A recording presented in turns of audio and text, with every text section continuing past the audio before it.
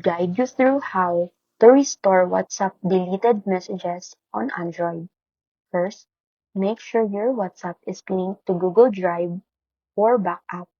Then uninstall and reinstall the app when you open it again. Verify your number and you'll be prompted to restore your chat history from the latest backup. Tap restore and wait for the process to complete, keeping your internet connection stable. And once done, all your deleted messages included in the backup will reappear in your chats. If the messages you want aren't in Google Drive, you can also check the local backup stored on your phone by going to your WhatsApp folder, opening databases, and renaming the most recent backup files from Messages Store.